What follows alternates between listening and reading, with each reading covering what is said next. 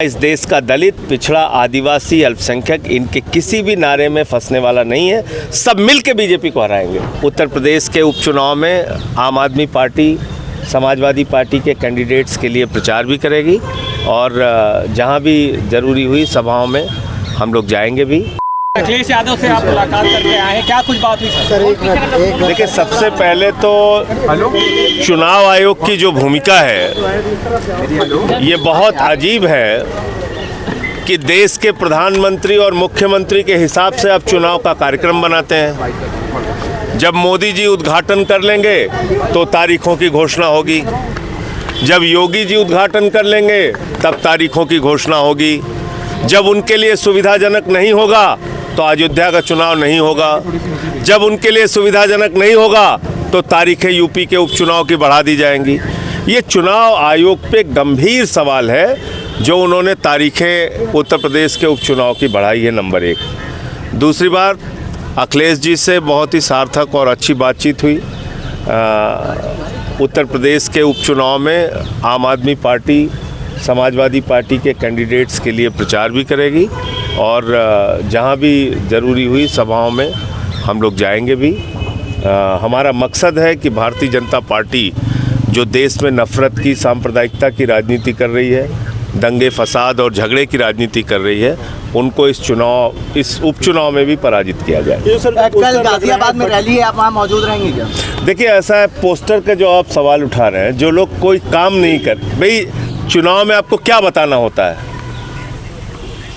कि भारतीय जनता पार्टी के double engine सरकार की ये उपलब्धि है, हमने इतना रोजगार दिया, इतना स्कूल बनाया, इतना अस्पताल बनाया, इतनी सड़कें बनाई, तो ये तो बताने के लिए है नहीं योगी जी के पास, तो पोस्टर वार में लगे हुए हैं, बटेंगे कटेंगे कर रहे हैं।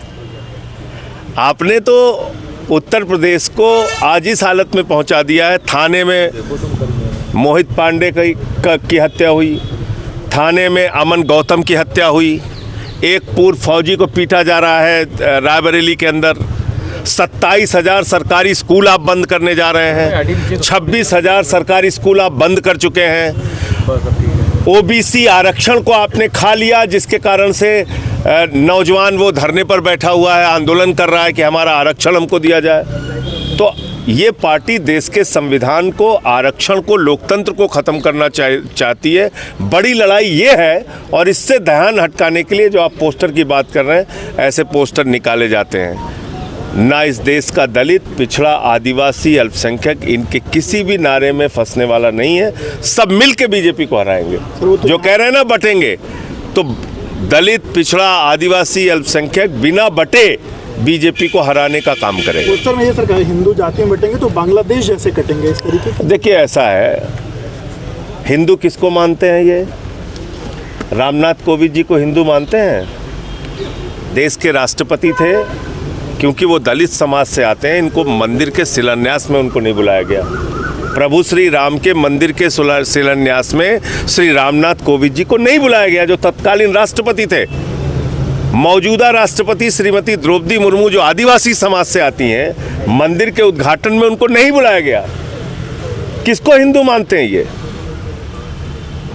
अखिलेश यादव जी एक मंदिर में चले गए पूजा करने पत्नी के साथ, तो उसको धुला गया गंगा जल से। किसको हिंदू मानते हैं ये लोग? इनके हिंदू की परिभाषा क्या है? 100 साल हो गए आरएसएस को बने हुए। एक दलित और पिछड़े का नाम बता दीजिए जो आज तक आरएसएस का प्रमुख रहा हो। एक दलित और पिछड़ा मैं पूछ रहा हूं आपसे, 100 साल के अंदर। तो हिंदू किसको मानते हैं? बीजेपी वाले किसको हिंदू मानते हैं? पूछिए उनसे।